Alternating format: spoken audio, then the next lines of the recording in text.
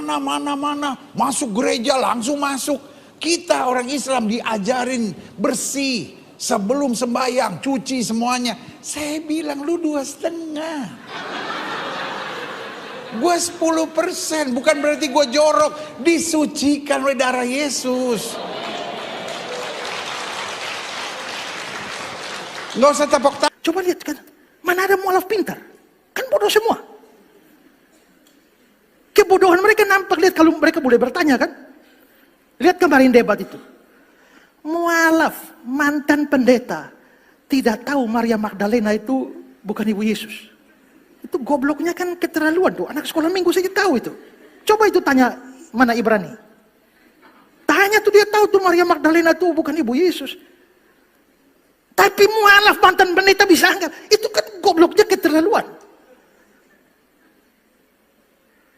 Mantan pendeta. Tinggalkan gerejanya, sekarang istrinya yang ambil alih, ganti dia jadi pendeta. Tapi tanya, Yesus tidak bangkit karena tanda Yunus. Yunus tidak mati, berarti Yesus tidak mati. Bapak ini... Lanjut nih Ko. Ya. Ini kan Koko berhasil syahadatkan satu keluarga nih. Artinya bisa dibilang nih mualaf yang berhasil lah. Kalau kayak kami ini kan belum lah keluarga ya. Doakan. Alhamdulillah itu semua kan atas pertolongan Allah. Ya, pasti. Dan kejelian yang Allah berikan ke saya untuk masuk di bagian-bagian yang berhubungan dengan perasaan. Ya karena memang ujung-ujungnya kita tuh nggak bisa pakai pemaksaan kan. Ya, nggak bisa. Harus dari hati ke hati ya. Oke. Terus nih Ko. Tadi kan cerita nih. Udah sekarang ini levelnya tuh pembina mualaf jadinya ya. Sudah mau ke pembinanya mualaf. Pembinanya Pembina mualaf. Pembina pangkat 2. Jadi mau jadi pembinanya pembina mualaf nih sekarang. Kalau sekarang pembina mualaf nih. Masih pembina mualaf aktif dan sudah mulai mau menjadi pembinanya pembina mualaf. Oke, itu maksudnya apa nih Ko? Jadi saya yang nantinya akan mengarahkan para pembina mualaf itu bagaimana menangani mualaf. Kayak gitu. Memangnya Koko udah nangani mualaf? Sudah, saya kemana-mana ditarik. Kalau di ini sendiri, di Tionghoa Muslim Inspiration, Itu apa tuh? Yayasan apa tuh? yayasan yang kita bentuk, Apa namanya? Yayasan Tionghoa Muslim Inspiration. Sejak kapan? Sekitar 8 tahunan lalu. 8 tahun yang lalu. 8 tahun, 9 tahun yang lalu. Itu kok bisa berdiri? Berawal dari Facebook. Hmm. Nah, saya pikir enak nih kalau dibawa ke dunia nyata. Nah, kemudian ada satu founder lagi itu yang ngomong, udahlah antum jadi ketuanya gitu. Terus wakilnya siapa? Udah yang mana yang lain lagi? Aneh kan cuma istri aneh doang gitu. Oh, enggak, tapi aku tunggu tanya dulu kok. Sorry ya, ini potong. Koko dari mualaf tuh. Selama itu cuman istilahnya sibuk dengan dunia aja lah ya. Kerja, usaha gitu. Tapi nggak pernah nyentuh yang namanya dunia mualaf gitu.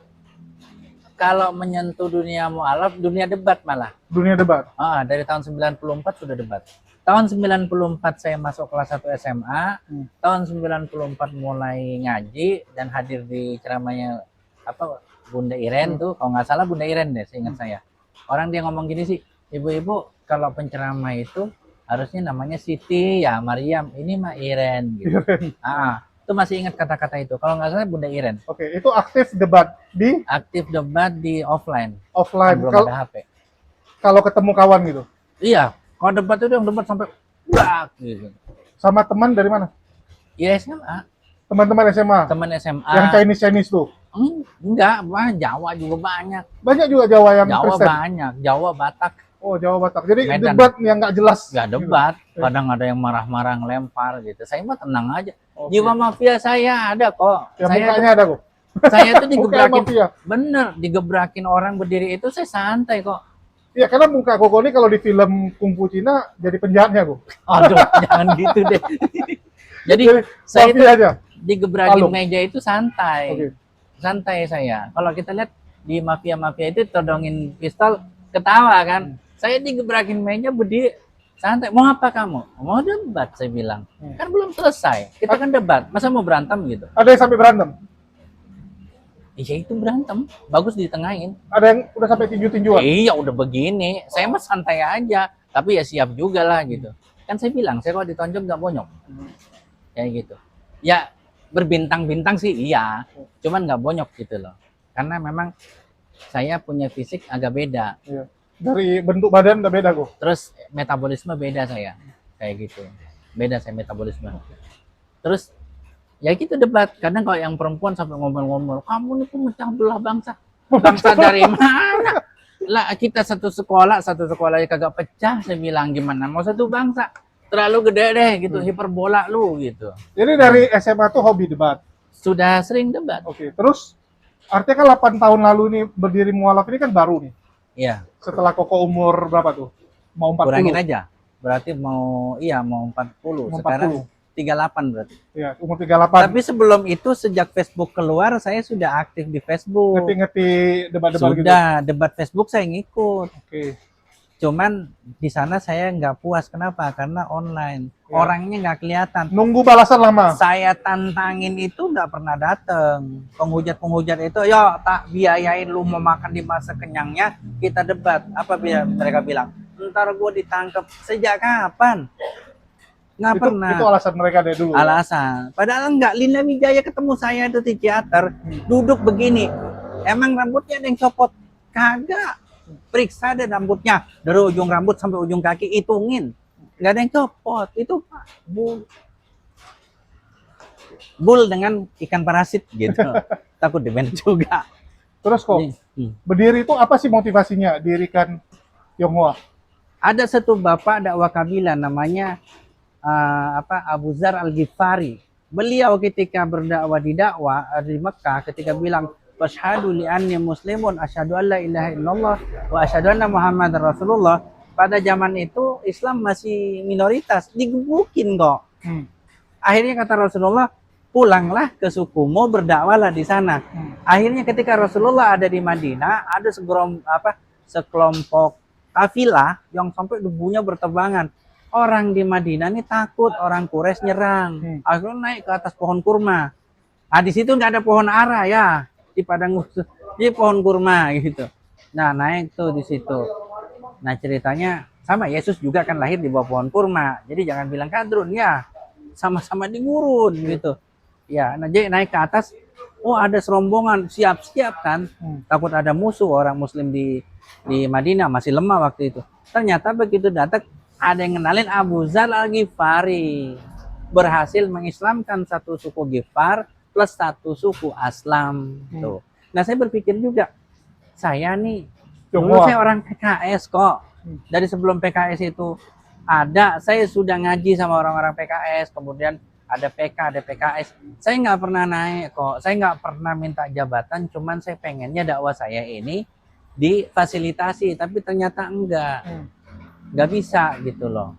Saya di situ istilah kata yang ngaji aja, tapi saya nggak bisa berdakwah. Justru yang ngajarin dakwah saya itu dosen saya. Walaupun sejak dari SMA saya sering kultum. Sering kultum saya dari SMA. Ya gitu deh, peletotan deh kayak gitu. Yang masih ingat saya kultum di Masjid Miftahul Jannah tuh di Jember tuh. Paling senyum-senyum sekarang. Masih berantakan. Nah, akhirnya saya pikir saya kalau di sini mulu nggak maju nih. Akhirnya saya bilang sama teman-teman, udahlah, gue nggak mau di kepartaian, tapi kalau ada dakwah panggil gue. Saya mau mendirikan dakwah kabilah, yaitu dakwah kesukuan, khusus Tionghoa yang Muslim saja dan keluarganya. Kenapa? Karena kita kalau berdakwah ke keluarganya itu bahaya. Banyak orang Tionghoa Muslim begitu Muslim diusir kan. Betul. Jadi kita harus menyentuh keluarganya agar mereka juga Muslim gitu. Minimal menerima Islam dulu gitu, kayak gitu, biar anak cucunya nanti yang Muslim kayak gitu. Nah itu kata teman-teman, asobia ente. Enggak, ini bukan kesukuan, tapi dakwah kesukuan, bukan suku fanatik, saya bilang. Jadi ente nggak mau gabung lagi. Kalau untuk kampanye enggak, kalau untuk dakwah siapapun manggil saya nggak apa-apa. Saya harus berdiri di tengah-tengah, di mana ada orang NU, Salafi, Muhammadiyah, orang PKS, orang apapun itu bisa gabung dakwah. Terutama di dakwah Cina. Berdirilah dijalanin. Jadi grup WA. Awalnya grup WA. Facebook. Grup Facebook. Grup WA kita dirikan warung, toko, patungan. Berdirilah kantor di situ.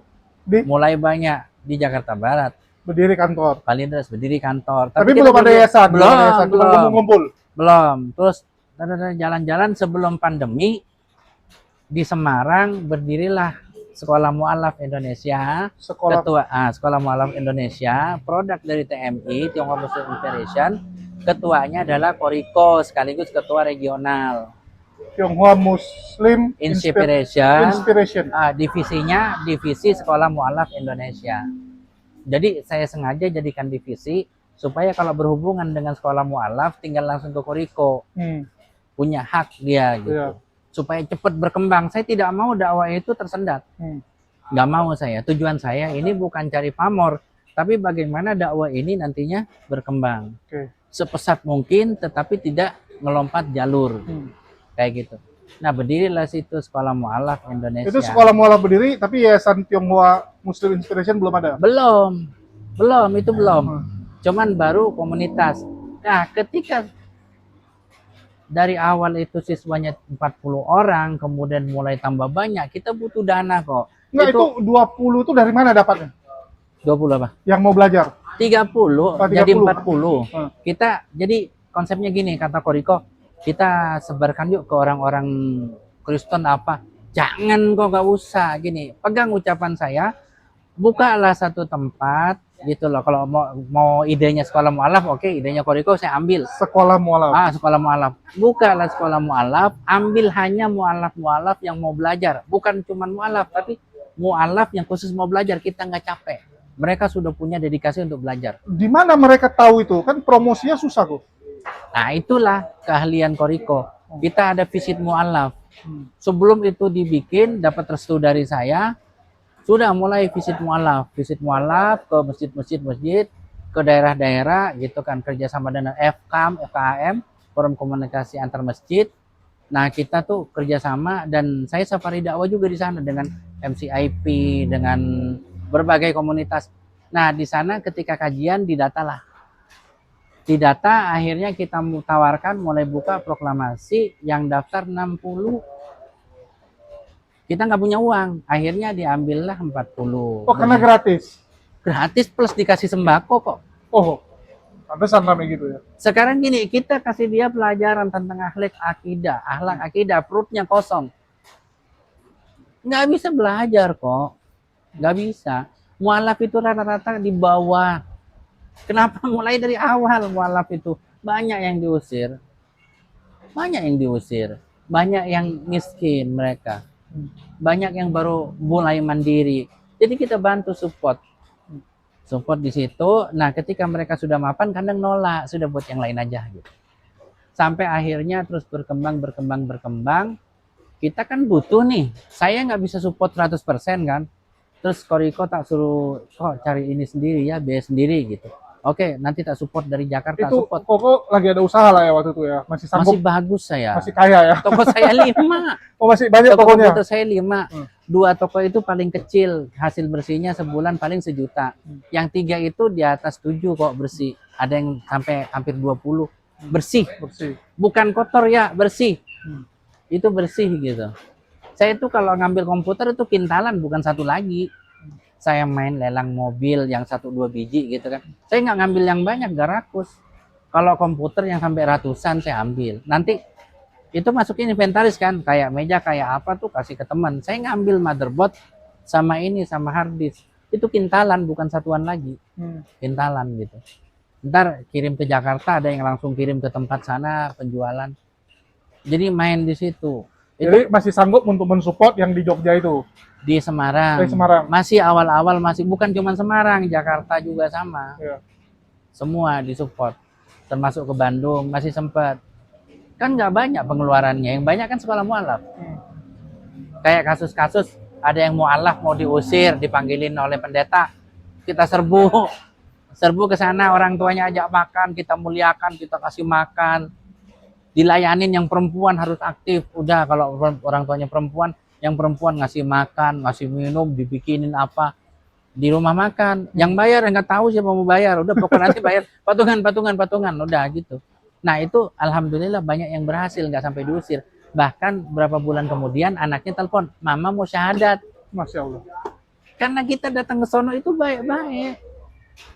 Dan kita muliakan mereka gitu loh. Kayak gitu. Syahadatin orang juga nih? Tionghoa Udah nggak Muslim kehitung. Federation? Oh. Hah? Dan saya nggak mau ngitung.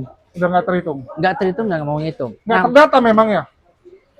Kan harusnya ada datanya. kalau yang sekolah mu'alaf itu ada yang kita syahadatin, Ada yang dari luar. ada yang sudah syahadat. Kan saya bilang, mencari mu'alaf yang Ya, mau itu belajar. kan dari luar. Tapi yang Iya. disyahadatin, Yang syahadatin kita nggak hitung. Baru setelah mulai keluar yayasan, baru 3 tahunan ini ya. oh baru 3 tahun mulai, yang buat mulai yayasan. kita hitung. Oh, jadi Mulai kita secara resmi yayasannya baru 3 tahun ini. 3 tahunan. Karena kenapa? Tapi dulu nggak syahadatin orang dok. Syahadatin dari saya SMA juga syahadatin kok. Tapi sertifikat nggak ada. Ya nggak ada lah. Oh, baru 3 tahun ini ada Minta ke sertifikat. orang. Heeh. Minta ke Saya orang. aja nggak punya sertifikat. Saya nggak punya sertifikat mu'alaf. Ya sama kok. Nggak Aku ada. syahadat di masjid. Ah, Masjid yang aku datangi bingung. Kami nggak pernah syahadatin orang, dia bilang. ah. Jadi gimana? Dia suruhlah orang pergi ngecek ke KUA. Gimana cara syahadatin orang? Di situ baru belajar masjidnya. KUA bilang kalian bikin surat pernyataan, suruh yang mualaf bikin surat pernyataan juga bahwa tidak dipaksa bla bla bla bla bla teken. Masjid bikin surat pernyataan bahwa memang ini ya sudah mensyahadatkan siapa yang syahadatin, saksinya siapa. 2 lembar itu dipakai untuk pengurusan kalau mau ganti KTP ke KUA. Itu Iya. karyawan saya suruh. Sampai kita pun bingung, ini apa nih? Ada sertifikat. Itu karena memang sudah besar, sudah mulai banyak. Saya bilang, Koriko, ini kan sudah 40 orang ya. Coba cari sendiri ya, nanti saya support dari Jakarta. Kaget kok harus support ini, support itu kan. Ya sudah, akhirnya bikinlah tuh yayasan. Bikin yayasan, kita makin kokoh. Saya untuk menopang sekolah mu'alaf Indonesia itu, saya bilang safarikan dakwah saya tak ongkos dewe, tak mangan dewe, tak mulai dewe. Oh. Jadi sono safari dakwah memperkenalkan Tionghoa Muslim Inspiration kurang lebih hampir 1,5 tahun. Alhamdulillah donatur cukup untuk 40 orang. 40 ini berapa lama belajarnya? Sekarang udah 5 tahunan. Loh, nggak tamat-tamat? 4 tahun lebih. Tahun kelima. Yang nggak tamat-tamat lah, aku belajar seminggu sekali. Oh. Target itu kan bisa baca tulis Al-Quran. Terus mereka bisa ada kajian tiap minggu. Pertemuan 2 kali seminggu. Kalau sembangko 2 minggu sekali. Dulu seminggu sekali. Bagi? Iya. Karena sekarang udah banyak 2 minggu sekali. Banyak. Kadang kami keteter. Kalau keteter gimana? Ya kurangin jatahnya. Yang penting mereka ada beras. Yang Itu kan utama. mualafnya harusnya juga udah bisa mandiri dong. Udah 4 tahun. Masa dikasih beras lagi? Kita tetap kasih kok. Karena kenapa? Pola pemurtatan di sana begitu. Untuk apa ya, mengimbangi. Iya, jangan langsung dihilangin. Kan itu sedekah juga kan? Kan banyak orang mau sedekah. Orang mau sedekah kan banyak. Ada yang 50.000. Ini saya unjukin nih ya yang ngasih ya. Nanti boleh di-shoot tuh. Nggak, jadi tetap kasih walaupun udah 4 tahun ini orang-orangnya. Kasih kok. Waduh. Kecuali yang mereka nolak ya sudah nolak. Oke. Nih. Ini berapa duit tuh? 100.000. 100.000 doang. Tampak lah ya. 100.000. Jadi yang apa? Ini namanya tapi dibuang ya kok. Saya kirim kok nanti di Oh iya, nggak apa-apa. kalau pas ngedit kasih. Jadi yang apa ya? Namanya di blur ya, Iya. dia nggak mau ketahuan. Jadi orang-orang yang ngasih itu donatur kami nggak besar kok. Ada sih yang ngasih 20 juta ada, langsung bagi kan. Ada yang berapa juta, 20 juta nggak sekali gitu. Ada berapa kali gitu kan. Tapi kita langsung buat sewa, terus buat Jadi ini Ini- memperkenalkan Tionghoa Muslim Inspiration kepada orang-orang di Indonesia itu lewat apa? kita ada medsos, ada IG, ada Facebook. Saya Safari Dakwah. Nah ini program Safari Dakwah yang alhamdulillah menyokong Sekolah Mu'alaf Indonesia. Ini sekarang saya mulai pindahkan dari Semarang. Ini saya masih dalam rangkaian nantinya sampai akhir tahun Safari Dakwah tiap bulan. Tiap Kalau bulan. di Jamaah Tablik itu ada khuruj 3 hari per bulan. Kalau saya mencoba mengusahakan tiap hari ke pelosok. Ke daerah-daerah yang banyak mu'alaf atau mu'alafnya muslimnya itu yang mu'alaf itu minoritas di sana. Oh, ada ya? Kenapa? Allah harus dijaga Nggak, dan pakai ada yang sembako. minoritas. Iya dan Jawa pakai loh sembako. padahal. Datanglah ke Sleman, datanglah ke Gunung Kidul. Besok saya Agustus Gunung Kidul. Silahkan yang mau ikut. Yang Bawa mayoritas apa? sembako yang banyak. Ah, Yang mayoritas siapa? Mayoritas di sana itu banyak Katolik, Buddha, Hindu. Oh bisa ya, Islam, Hindu. Islam minoritas Katolik. ya? Baru tahu, ini serius. Baru Serius tahu. baru tahu. Enggak, Tahu. karena Kan? image-nya Jawa itu kan Islam sekali gitu. Sama kayak di Aceh ya. Aceh itu Islam 97 sampai 98%. Ya. Sangat sulit menemukan daerah, kita bicara desa lah ya. Desa yang Islam minoritas. Nggak ada malah. Oh, Kalau ada. di Sumut banyak, di Sumut kan Ya. daerah Kristen. Ya, masuk ke Medan juga kan. Nah, Datanglah ke Kediri. Saya ceramah itu ngelewatin satu kampung yang rata-rata itu sudah bukan Muslim. Daerah Kediri. enggak, memang dari zaman dulu, dari zaman Belanda Enggak, atau mereka murtad. Murtad. Murtad. Contoh ya, contoh yang kemarin kita datangin di Bantul. Di sana itu Muslim cuma 10%-an. Masjidnya di pojokan. Jadi kita ngelewatin nih, naik, muter, lintasi bukit, naikin turunin gunung gitu kan. Lompatin lembah kan gitu. Ya, Itu Ninjatori lah. mobil kita itu, mobil kita tuh masuk ke ituan air. Dorong-dorongan kita kok ke selokan air. Dan itu kita ke sana tuh bawa sembako, bawa apa. Jadi kita ke sana ceramah bukan dapat amplop, enggak. Malah ngasih. Ngasih. Kok mau? Emang kenapa? Kan saya sendiri mau infak dan ada orang-orang yang nitipin tadi 100.000, 10.000 masuk ke kas minta ke bendahara. Artinya ini kalau ini Ustadz yang apa ya? Kalau saya bilang cari penyakit. Biasanya kan Ustadz itu diundang, dapat amplop. Ini malah nyusahin, pergi ke daerah ngasih dari sendiri pula. Gini loh, kalau kita terkenal kemudian diundang, itu dapat amplop yang nggak minta. Yang ngundang nih menyediakan transportasi, fasilitas, sangu untuk pulang. Ini lama kok. Apalagi saya nggak terkenal, siapa sih kok Aziz lo? Yang kenal siapa sih kan gitu. Paling Yusuf Mansur yang kenal saya karena tetanggaan. Gimana aja saya lambai-lambai nggak kenal gitu. Ya siapa kan gitu. Kan gitu siapa? Saya pikir YouTube saya udah banyak, mungkin pada kenal gitu. Ternyata nggak kenal gitu. Nggak tahu kalau Ustadz Hadi Hidayat deh. Moga-moga satu saat saya satu panggung dengan Ustadz Hadi Hidayat gitu kan. Luar biasa beliau. Jadi kalau kita nawarin ke sana, kita cukup ketemu dengan orang-orang yang dulu memanggil saya. Ini nampak tilas sebenarnya kok. Kayak di Jogja, di Malang, di Kediri, gitu kan. Terus di Bandung, di mana? Saya minta gitu ke Solo, gitu kan. Saya minta tolong jadwalkan saya, langsung saya tembak. Tak ongkos dewe, tak mangan dewe, tak mulai dewe, nggak usah kasih saya amplop. Cukup sediakan jamaah dan tempat tidur. Kayak gitu. Dan tunjukkan ke saya seperti Abdurrahman bin Auf, tunjukkan saya mana pasar. Saya bilang, tunjukkan ke saya di mana ada pecel lele nasi padang. Selesai. Tak beli dewe. Modal dewe gitu. Dan itu saya jalanin gitu. Saya jalanin. Dan istri saya nggak ada ceritanya protes. Bahkan kemarin sebelum saya jalan ke Jogja, ngirit ya Neng gitu. Kenapa? Abi mau safari dakwah. Kenapa? Ya pakai uang lah gitu. Pergi sama siapa? Sama istri bawa? Enggak, sendiri. Sendiri. Lagi ngirit. Oh, biasa bawa istri? Kalau lagi pulang kampung sekalian. Liburannya anak-anak saya ceramah. Anak saya liburannya ceramah gitu. Itu apa yang dibawa di ceramahku? Kristologi. Kristologi? Terus telling story. Terus ngajarin anak-anak memperkenalkan. Inilah anak-anak mantan orang kafir yang benci Quran dan dia bisa tilawah dan bisa dites tanpa membaca Quran. Oh, udah bisa tilawah? Ya. Udah ikut kontes nggak? Enggak. Oh, belum. Hafizul, hafalan terbaik. Hafizul terbaik anak saya. Hafiz terbaik anak orang. Karena anak saya perempuan. Di pondoknya. Kalau yang perempuan, yang akan perempuan ada 2. Ada yang di pondok, ada 3 deng. Di pondok itu Hafizul terbaik, hafalan terbaik.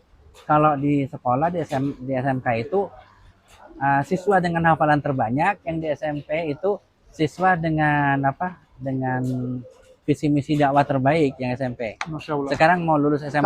Calon ini ya, pendakwah masa depan nih semua. Iya, nah terus kalau yang cewek satunya masih kecil. Kalau anak pertama itu sudah punya rumah Quran, anak pertama dia mahasiswa Syukriya. Terus yang kedua ini ikut jamaah tabligh. Kalau yang kedua malah sampai bisa motong sapi. Ya ikut jamaah tablik udah kemana-mana lah Iya, pokoknya. dia biasa tidur di mana aja, nggak kayak bapaknya tidur di atas apa tikar masuk angin gitu.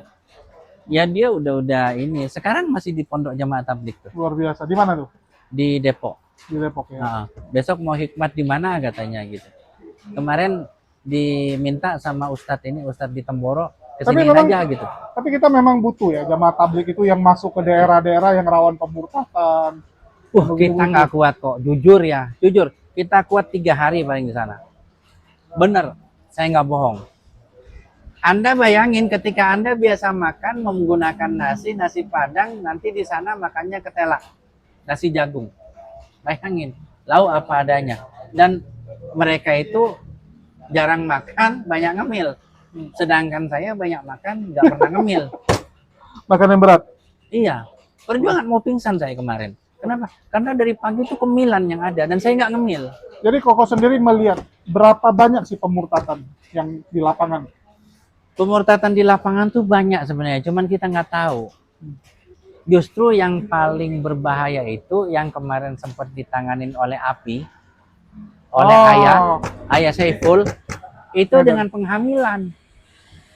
Jadi nanti saya akan bahas satu topik nantinya dengan insya Allah dengan Natalia di Malang, itu bagaimana pemurtatan melalui pergaulan dan pacaran. Saya kebagian nantinya tugasnya menjelaskan bagaimana pemurtatan melalui pernikahan dan penghamilan. Tapi nanti mereka balas juga. Yo, yang Islam juga lakuin. Gimana tuh? Enggak, Islam nggak ada paksaan. Islam nggak dijebak.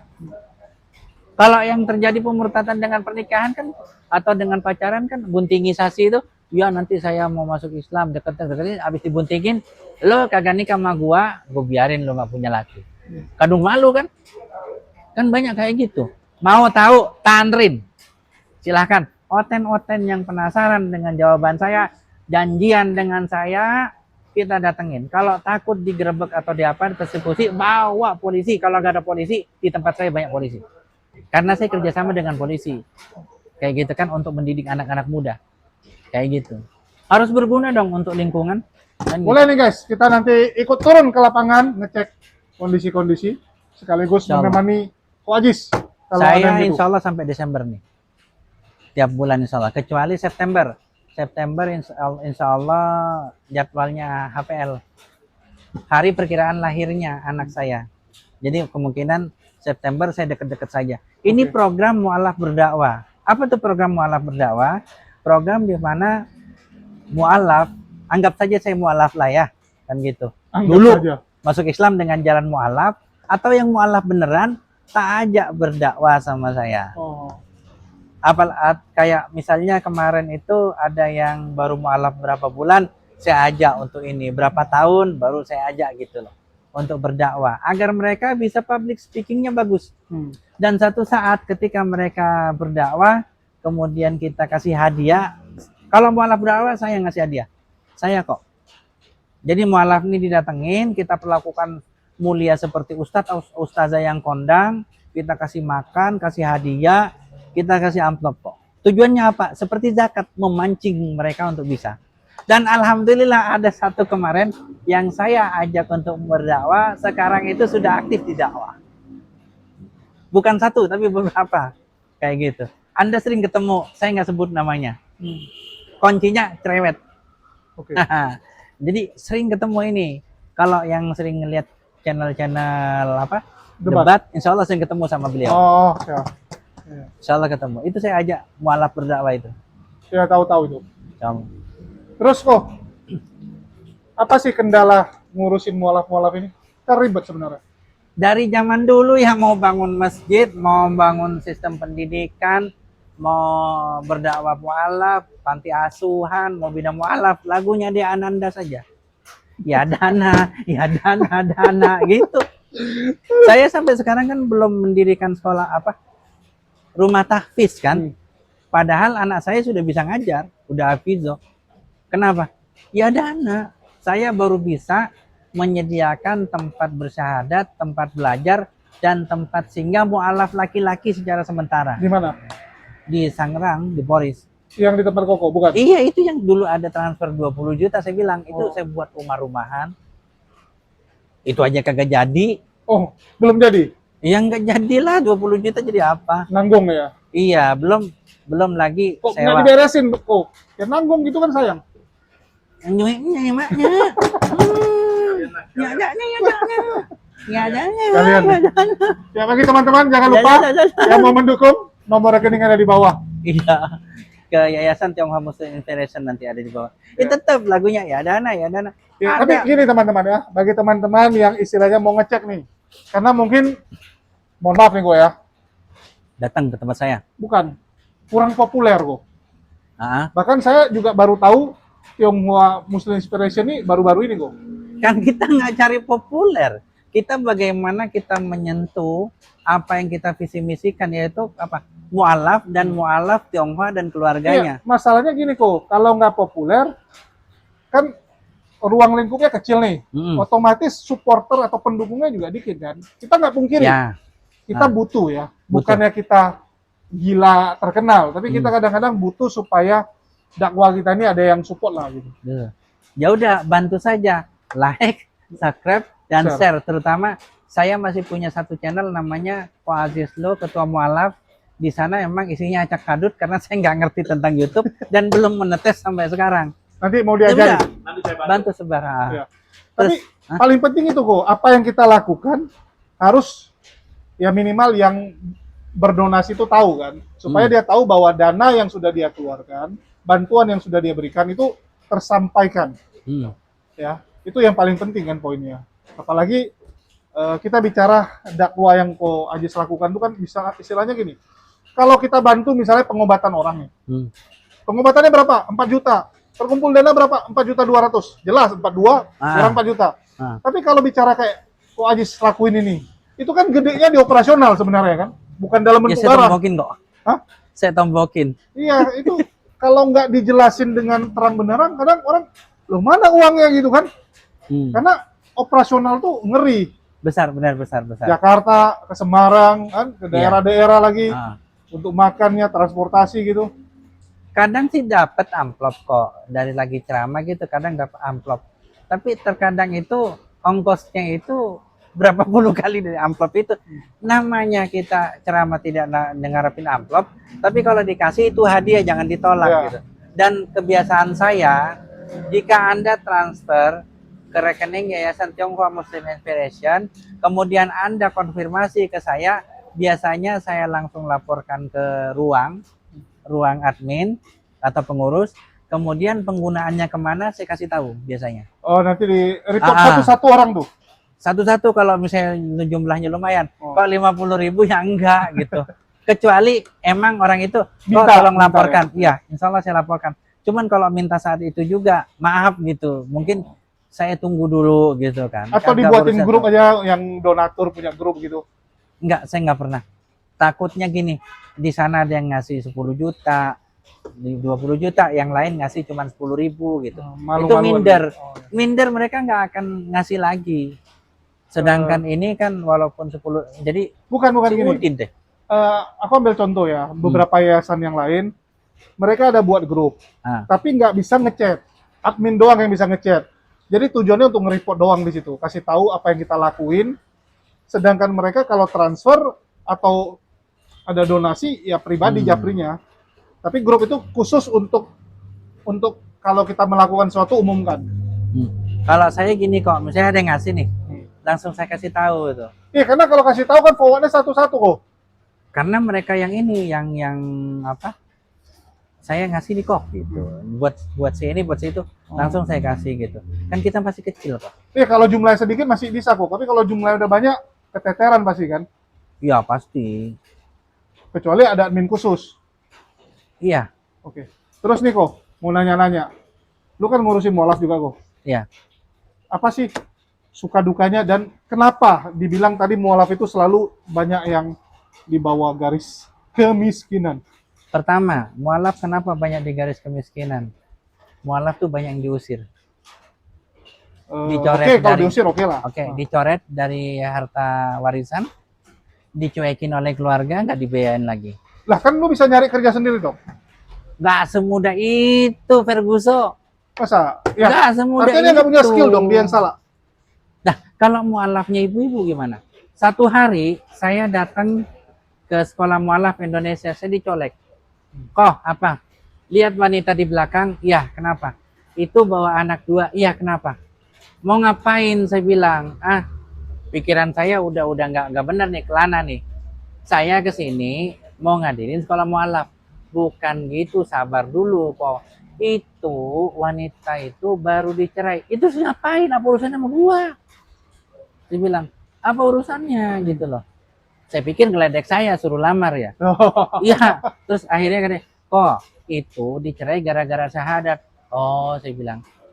Terus itu bawa anak 2, terus kita baru berdiri nggak punya uang untuk ngekosin beliau. Itu baru berdirinya sekolah mualaf. Ya kalau ibu-ibu mungkin ya kok ya. Tapi balik lagi kok. Lu begitu syahadat, harusnya kan lu udah tahu konsekuensi yang akan lu tanggung gitu. Kayak contoh gua kok. Gua disindir habis-habisan sama orang keluarga. Ya, disindir habis-habisan iya. Tapi kan karena usaha udah punya gua, semua juga punya gua, ya apa yang bisa mereka lakukan? Cuman nyindir sama paling ini. Rupanya bokap gua kan nggak ngomong sama saya nih, jarang komunikasi lah, ya. Kakak saya sama adik saya rupanya setiap tahun tuh minta sesuatu, minta aset.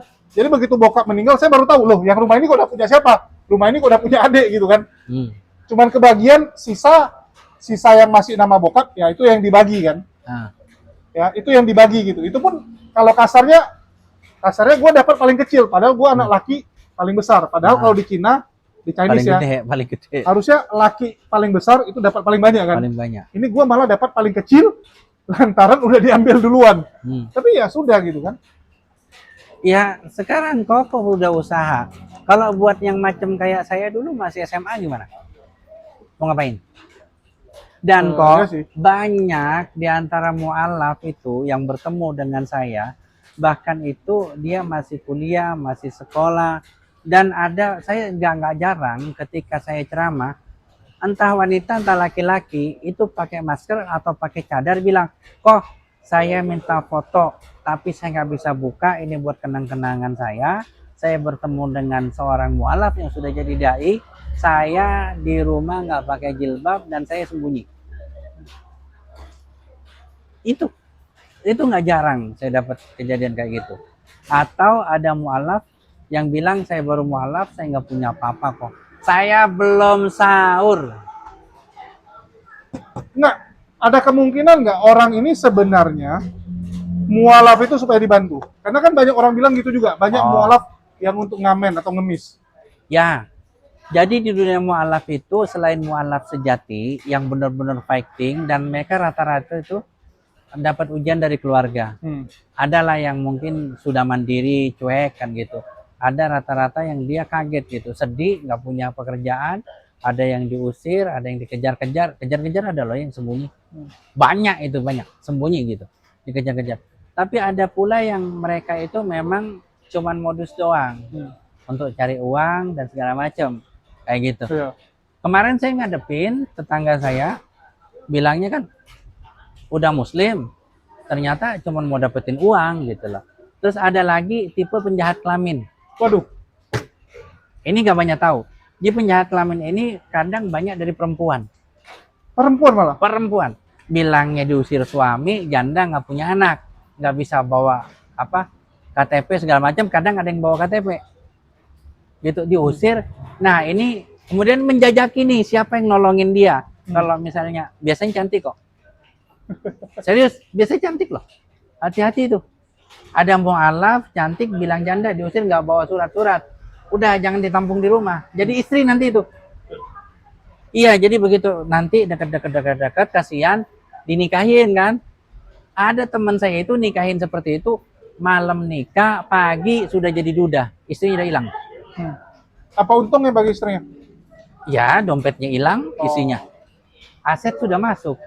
Tapi bukan aset tetap, maksudnya HP yang gitu-gitu aja lah. Ya selama dia Pendekatan bilang gitu. pendekatan kan dikasih makan, dikasih uang, dibeliin baju, udah dapat ngapain? Beliin emas. Begitu sudah habis nikah, ya dia pergi. Kadang ada yang masih tetap di situ. Tetap di situ, tetap jadi istrinya, cuman mulai bikin masalah. Nah, nanti akhirnya dicerai. Ketika dicerai, udah punya ini modal. Ada. Tapi kan yang gituan ini yang ngerusak nama mualaf ya. Gimana tuh? Kan saya bilang penjahat kelamin. Mana ada penjahat mikirin nilainya jahat. Solusinya? Solusinya, hati-hati konsultasi dengan para pembina mualaf.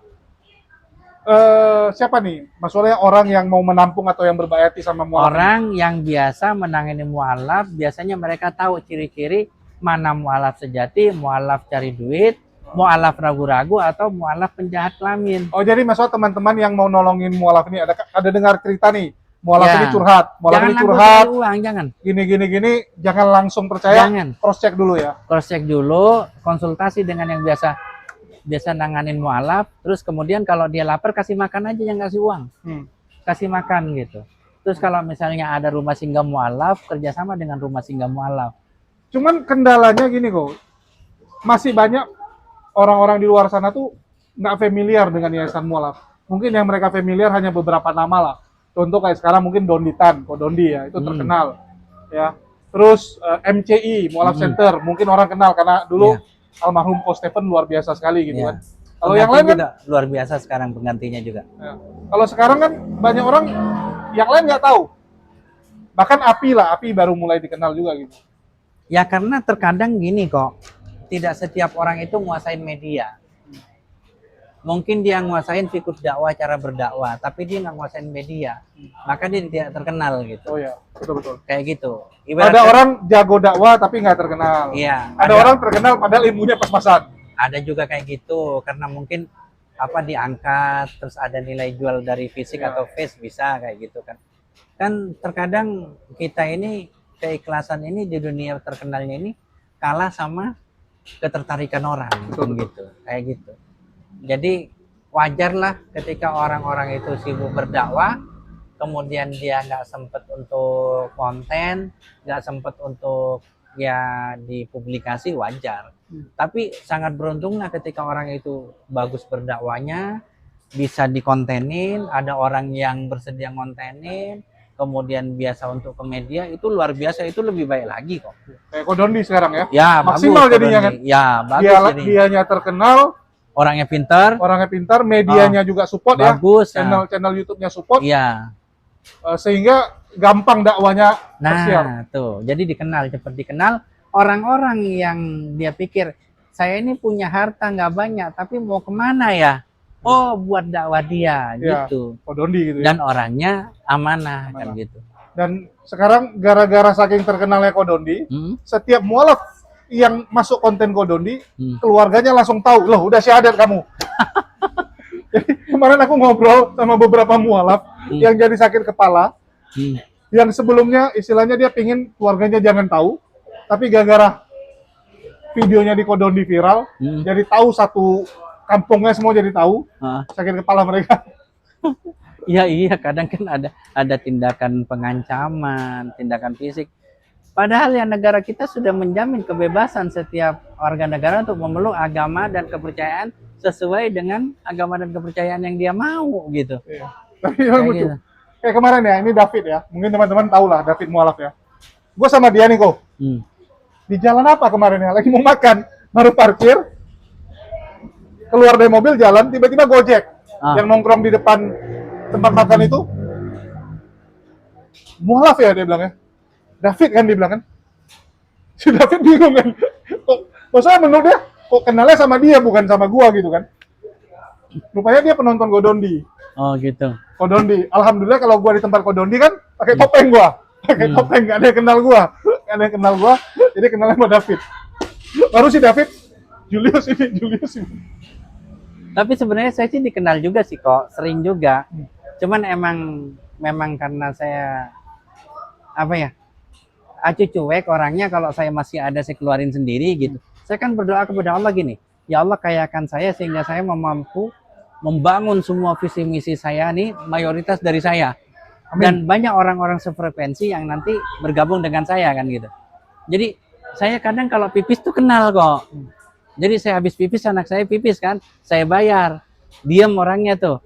Nah, nanya, itu kok Aziz ya? Iya. Itu bapak kamu? Iya. Oh, saya penggemarnya gitu. Kadang saya lagi sholat nih. Istri saya kadang di luar kan, nggak sholat. Saya sholat. Bi, kok lama ketemu fan ya? Iya, gitu. Oh iya, Foto-foto dulu. dulu kok Ajis punya video di channel-channel yang Ya, podcast. banyak. Terus Banyak yang makan nonton nih. ya. Makan di daerah terpencil nih. Nasi Padang. Dikasih, Bang, nasi goreng itu ya, ayam Padang. Sama ini, sambal hijau. Ya, oke. Ini kok Aziz ya? Iya. Oh, iya, saya sering nonton kok gitu. Udah sih pede-pede, pura-pura nanya mau pulang. Udah makan, saya bilang, kenapa? Kenal sama Abi. Ini kalau nggak dikasih murah, gratis. Udah berapa semua, Bang? Dihitung satu-satu. Bi, katanya gratis. Ya, Ya jangan udah, berharap kata begitu kita juga. bayar. Ya, jangan berharap begitu juga. Tuh. Iya, artinya memang kita jangan pernah mengharapkan orang itu ngasih kita. Tapi kalau dikasih jangan ditolak. Ya, karena Kayak gitu. pahala buat dia. Iya, jangan pernah ditolak kalau gitu. Saya dulu kok, kalau dia ngasih dulu sering saya tolak. Baru terakhir Ustaz Wafi marahin saya. Ini Bang Jul nih gila, dia bilang. Saya tuh dulu nolak umroh 2 kali tuh. Oh gitu. Umroh 2 kali, baru yang ketiga kali ini saya terima. Kenapa kok? Dulu saya merasa belum siap. Oh, kemarin yang umroh itu ya? Ini yang ketiga yang Yang nawari. itu ya? Oh, Jadi gua dari tawari dari 3 tahun lalu udah pernah ada orang nawari. Selalu saya tolak. Baru terakhir Ustaz Wafi lah ngajarin. kalau saya sering kok ditawarin umroh kok. Suruh bayar sendiri tapi. Enggak. Jadi Ustaz Wafi dulu ngajarin kalau ada yang nawari itu rezeki ya, dan bagi yang ngasih pahala. Jadi jangan ditolak. Iya. Itulah sekarang saya terima semua kok. Kalau dulu agak sombong dibilang karena itulah salah set di awal. Dulu saya sering nolak, jadinya orang berpikir Julius sombong, jadi jangan dikasih. Sekarang iya, dulu dibilang gitu banyak duit. Jadi terakhir nampaknya salah ini. salah startnya. Kalau saya nih ya, konsepnya dikasih nih. Bahkan saya kadang dikasih baju bekas gitu kan. Oh nih baju bekas kok kali bermanfaat. Saya mikir lagi. Ini orang nggak ngelihat apa ya? Saya baju kan begini-begini mulu kan. Iya. Ini ada yang ngasih nih saya nih. Ada yang jualan ngasih. Saya dikasih baju kayak Levi's atau apa celana gitu. Itu tetap saya ambil kok. Walaupun bekas saya ambil, apalagi baru.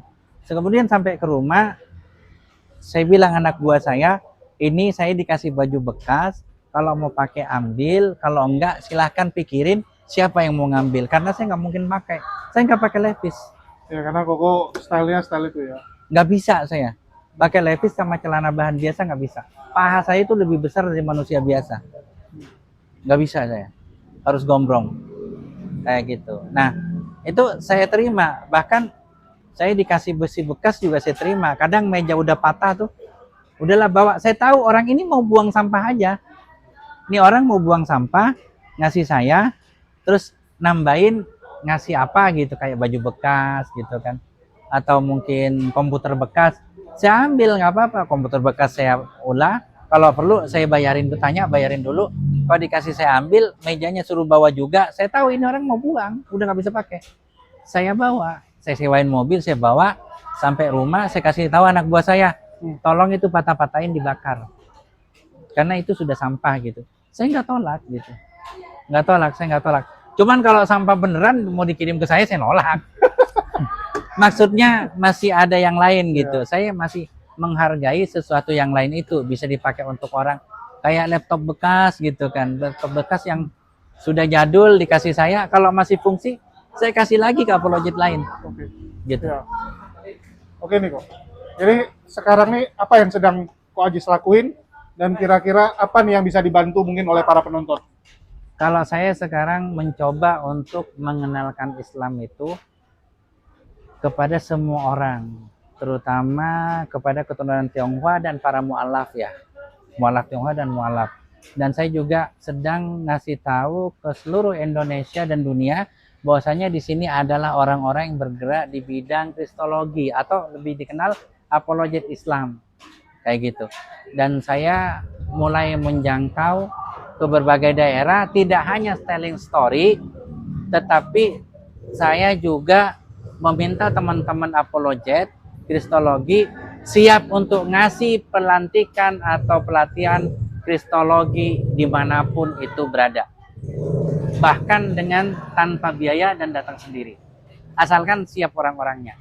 Nah, kendalanya apa? Kendalanya lagunya Dea Ananda. Saya terbatas, apalagi habis pandemi, saya kan bangkrut. Sekarang usaha saya tidak seperti dulu. Untuk nutupin dapur ada lebih dikit, alhamdulillah kan gitu. Ya lagunya Dea Ananda tetap ya dana. Jadi bagi penonton yang mau membantu, langsung ya ke rekening Yayasan Tionghoa Muslim Inspiration yang kita tulis di bawah ini ya. Kalau ada pesan khusus, kok ini zakat fitrah, wajib lapor. Ya. Kalau kok ini cuman zakat mal, nggak mau lapor nggak apa-apa. Tapi kalau zakat fitrah atau saya nazarkan untuk apa, wajib lapor. Ya, nomor WA Koko juga kita taruh. Tapi jangan juga gini, saya pernah dikasih 10 juta kami. Nih 10 juta saya minta dikasih ke para mualaf, satu orang itu 100.000. Lah bingung kita. Nyarinya.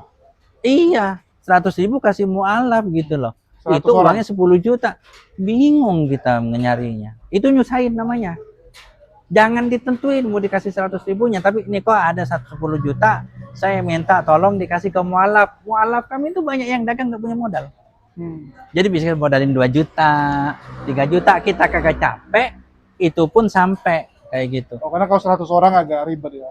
Ya Allah kok, sekarang nyari istilah katanya mah harus dikasih mualaf semua yang belum 3 tahun. Syaratnya. Mualaf yang belum 3 tahun sebanyak 10 juta, kasih 100 ribuan atau 50 ribu yang parah.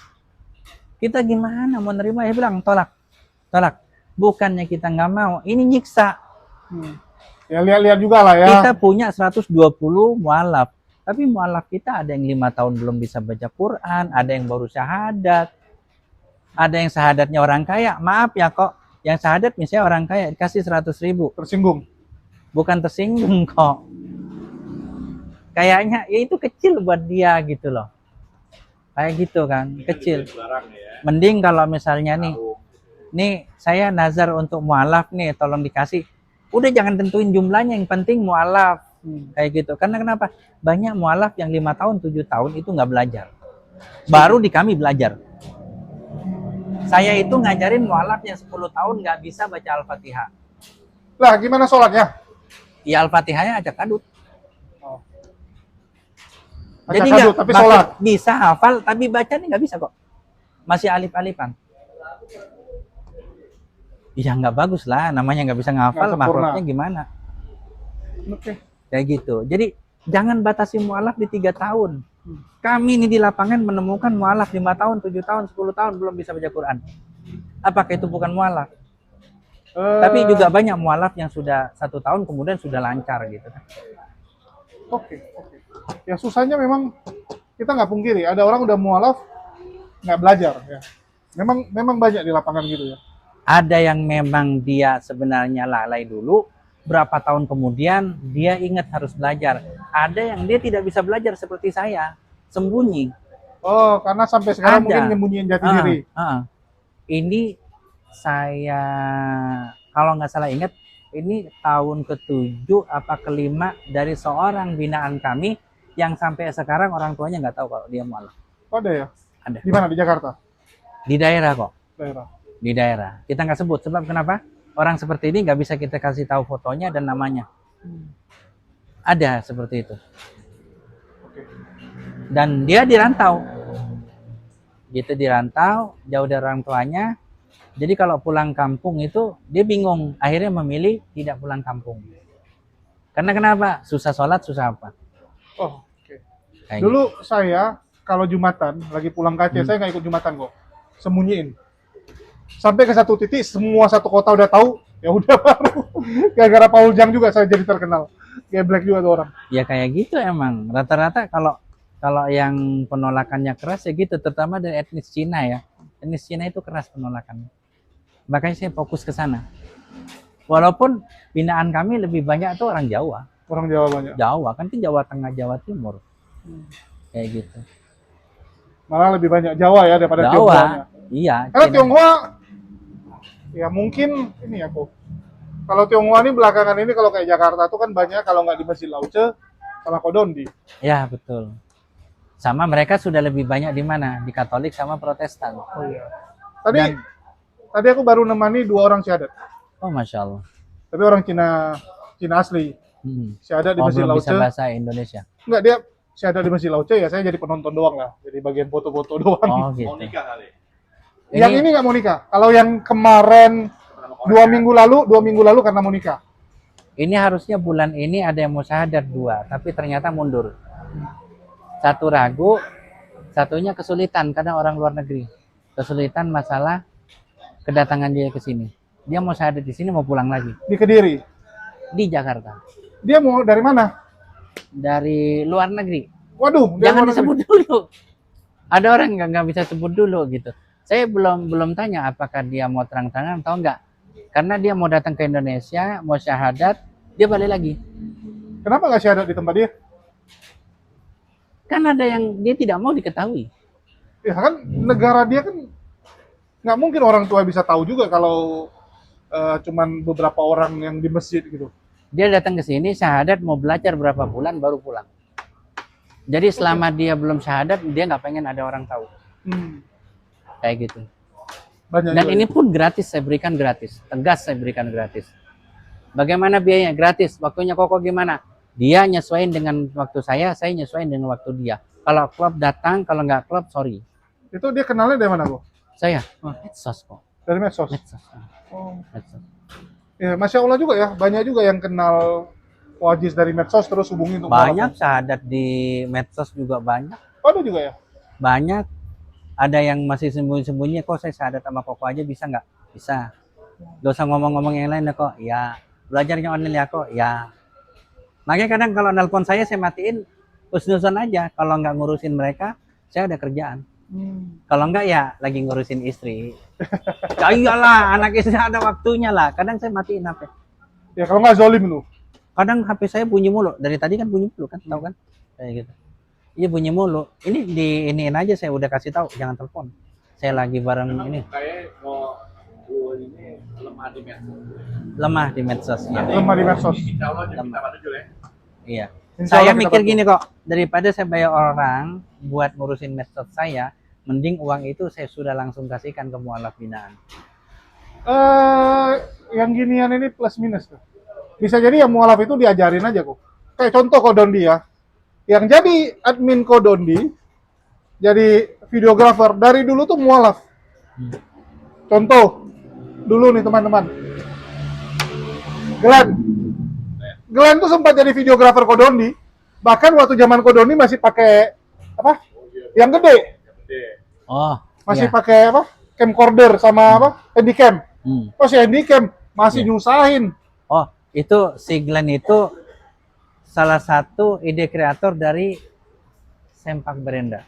Nah, nanti tanya tuh, apa Sempak Berenda, nanti ketemu di API. Jadi begitu juga dengan yang lain-lain, itu mualaf-mualafnya banyak. Begitu apa? Ditolak dari keluarga, ditampung di tempat Kodondi, ya sudah sekalian kerja kan, biar ada pemasukan kan. Sambil belajar juga kan, itu kan nambah skill ya. Nah, itu saya belum bisa gaji kok. Kenapa? Saya di kuda. Oh iya. Dan anak buah saya, sebenarnya saya tuh selama ini sudah 4 tahunan, saya rehabilitasi anak-anak yang ketagihan. Baik obat keras maupun barang-barang nggak benar. Jadi saya tampung di rumah, mereka biasa bawa kuda, syaratnya mereka mau sholat dan mau berhenti dari sana. Ada yang 100% berhenti. 100% berhenti ada. Nah baru habis lebaran ini saya bilang saya sudah nggak sanggup. Kenapa? Biayanya besar dan saya capek ngurusin mereka gitu. Jadi benar-benar harus diliatin, dibangunin, diajak sholat. Kadang kalau misalnya lagi mabok ya harus ditabok sedikit ya paling mental doang gitu. Bener, wallahi jam 1 jam 2 mabok di tempat saya. Jadi kalau Iya. lu nih mesti gabung sama saya nih.